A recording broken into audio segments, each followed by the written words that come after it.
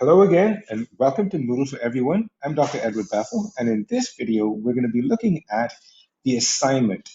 Now, we said that in each unit of learning, you should have at least 3 different types of content. 1, learning content.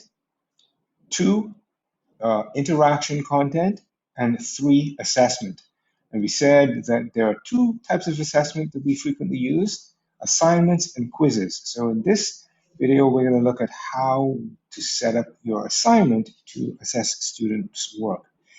Note that each unit of the course in the course template that we have created, we have actually created a dummy assignment so that all you have to do really is just go in and edit that yourself. You don't actually have to create that from scratch.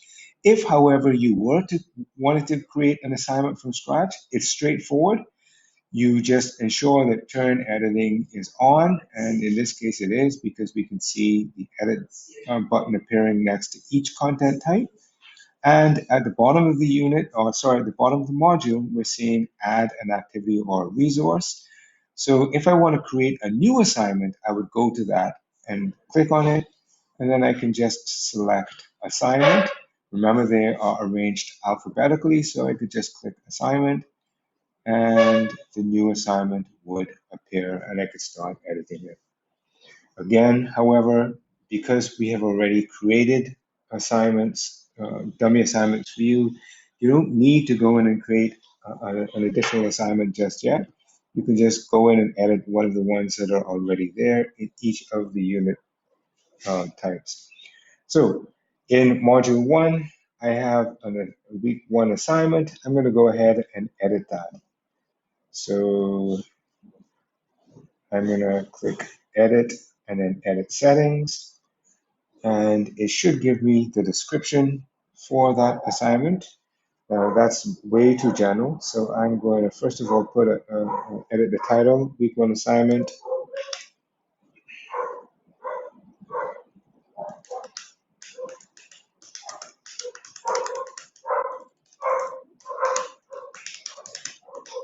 And then you can actually type the instructions for the students to complete this assignment.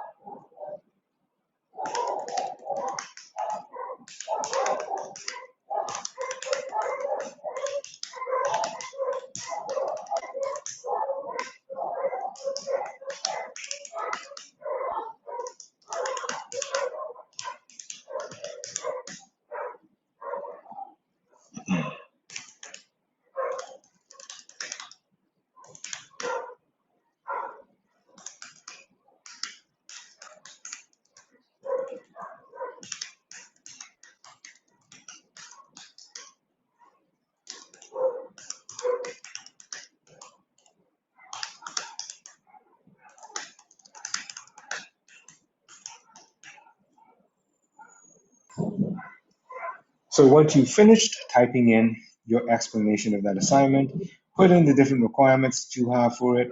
Remember, you can use the audio button or the video button here where you can actually just describe what you want them to do from the assignment. And if you have any files that you want to attach for the assignment, like maybe you want them to read an essay or whatever the case might be, and comment on it, you can upload that file here. I'll just quickly show you how you can do that. Again, you can just drag and drop it. I'm going to grab that, which one? Yes, this one here. And I'm just going to drag and drop that, and you'll see the file being uploaded. Boom, there it is. And I've just gone and added in a couple of sentences asking the students to refer to that article that I've included in the assignment.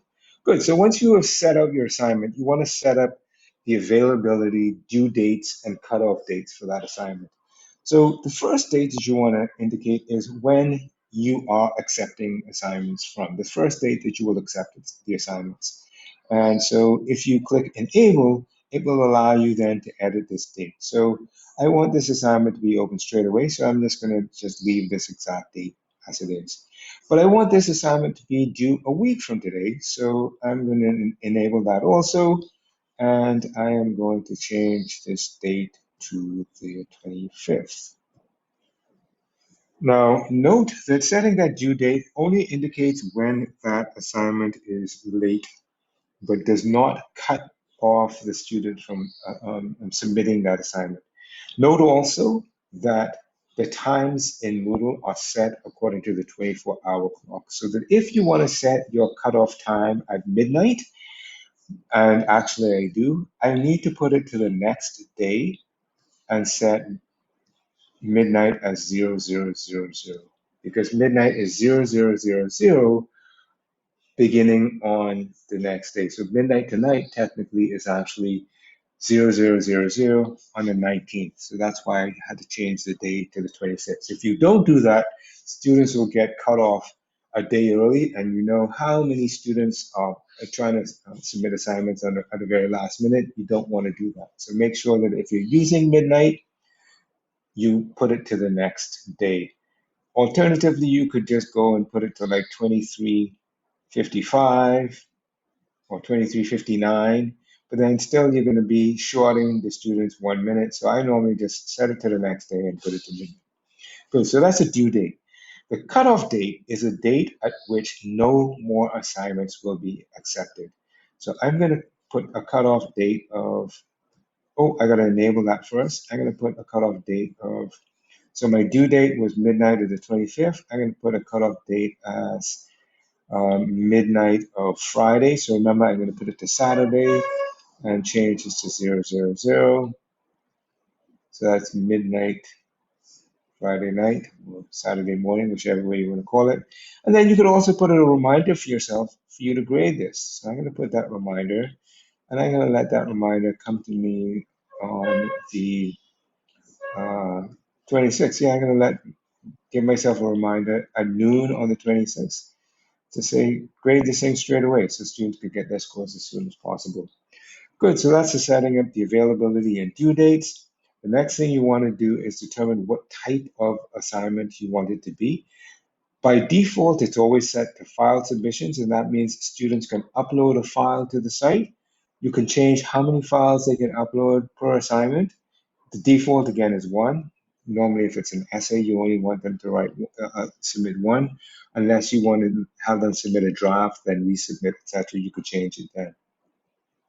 Site upload limit, I don't need all of that 200 megabytes. I'm just going to bring that down to 500K. I just want some text. Note also that you could, instead of having a file submission, you could have online text submission.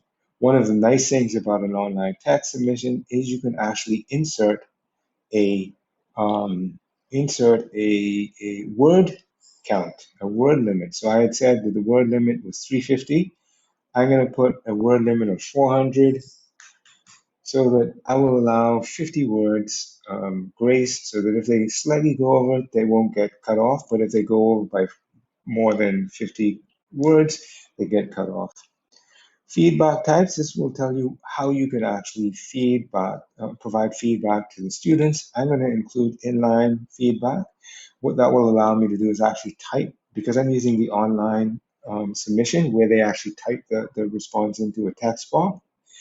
My feedback can actually be can be inside the document that I send back to them.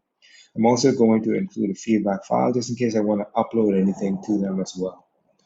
Submission settings, I don't think you need to worry about that. Oh, good. So require students to click the submit button. I generally don't include that. If you require them to submit the submission to accept the submission statement, this is kind of an honor code, and I actually typically like to include that. So what's going to happen is when students go to submit, they will have to read this thing saying, I affirm that this is my own work and that blah, blah, blah, blah, blah, and then they can click submit the assignment. Attempts reopened, you want to do this if you are using one of those things where you have a draft feedback and then allowing the students to reopen and resubmit. So I will put manually so I can always allow them to resubmit if they want to. I'm not going to worry about group submission settings. We'll talk about that in a later assignment. And then grade. So the last thing that we want to talk about is how you want to grade this thing. Note that you can use grade or scales. We're going to talk about scales later. We're just going to talk about points right now. Points are 1, 2, 3, 4, 5, 6, 7, 8, 9, 10. Whatever you set in this box here is going to be the maximum grade awarded for that assignment. No matter what you grade this thing out of, it will automatically convert that to 100 once you set that maximum grade to 100 in this square. Now, you can set it to anything. Let's set it to 25 in this case. And grading method, for now, we're just going to leave it as simple direct grading. In other videos, I'm going to explain to you how you can use some more advanced techniques using a marking guide or a rubric. But for now, what's going to be the case is you're going to be given the essay and then you just grade it as a grade out of 25. If you have your grade book set up, at this point, you can actually assign this assignment to a type of assignments so that if you're using weightings for different categories, you can assign it to a category at this point here. The gradebook is not set up, so there's no other choices but uncategorized. And then you can put a grade to pass, particularly if you're wanting students to resubmit until they get a passing grade. And I am going to click Save and Display just to make sure that it appears correctly. Yes, this is how it appears. And note some of this information that is appearing down here at the bottom is what I, as a teacher, see. The student, and I'm going to show you another trick, will see something different. What you can do is, if you want to see how a student will see this assignment, click on your profile and click Switch Role To, and then you can switch the role to the student, and it will show you how the student can see that assignment. So when I click student, this now is how the student will see it, and it will tell them this is their first attempt, they haven't submitted, it's not been graded, when is the due date, time remaining, when it was last modified, and any comments. Then they can just click add submission to go ahead and submit their work. And now I'm just going to jump back to my normal role and go back to the course. So in this video, we looked at how you could set up that assignment and talked a little bit about how it could be graded. In the next video, I'm going to show you how you can go about actually grading the assignments yourself. I hope this helped, and if you liked this video, please click like and subscribe by clicking the subscribe button.